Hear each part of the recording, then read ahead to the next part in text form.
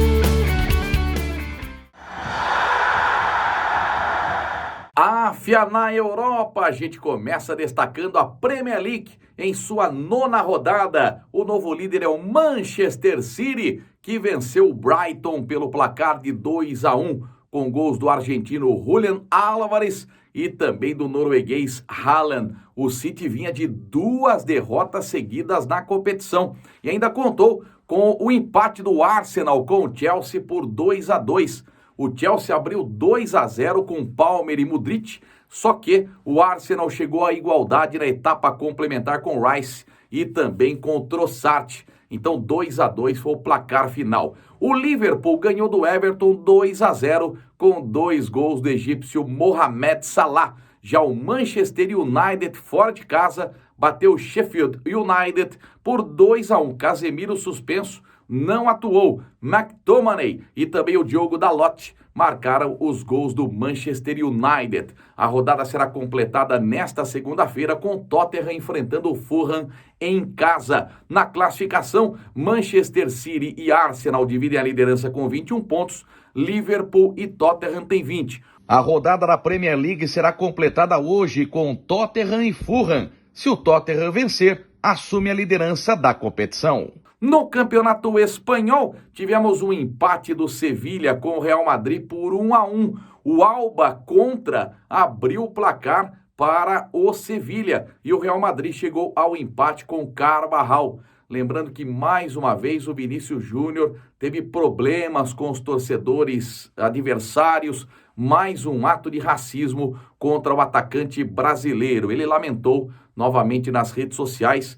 Infelizmente, isso não para de jeito nenhum. O Barcelona ganhou de 1-0 na principal partida desta rodada e o gol foi de um menino de 17 anos, chamado Marc Guiu. Sabe por quê? Porque, olha, o Barça tá cheio de desfalques.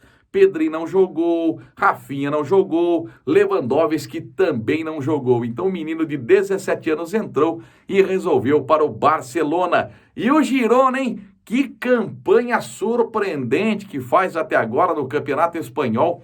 O Girona goleou o Almeria. Sabe quem joga no Almeria? O Léo Batistão, atacante que foi do Santos. Foi dele, inclusive, o gol. Só que nós tivemos o Girona com uma grande atuação, marcando 5 gols na partida. 2 do Dobic.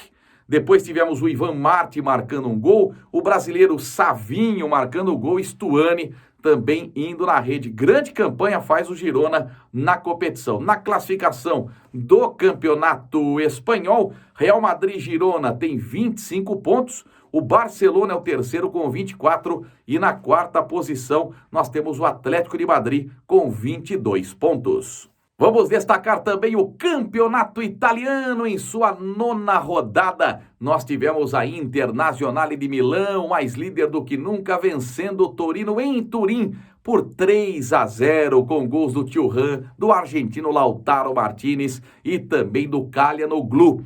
Napoli, jogando fora de casa, mesmo sem o seu artilheiro, o Osimhen, acabou ganhando do Verona por 3-1. Cavica marcou 2 vezes e o Politano completou o placar. No clássico da rodada, deu a velha senhora. A Juventus ganhou do Milan por 1-0, gol do Locatelli. Já Atalanta bateu Genoa por 2-0, gols do Lookman e também do Ederson. Na classificação, em primeiro, Internazionale de Milão com 22 pontos. Em segundo, Milan com 21. Em terceiro, a Juventus com 20. E fechando os 4 primeiros colocados, a Fiorentina com 17 pontos. Lembrando que neste fim de semana não tivemos rodada no Campeonato Português.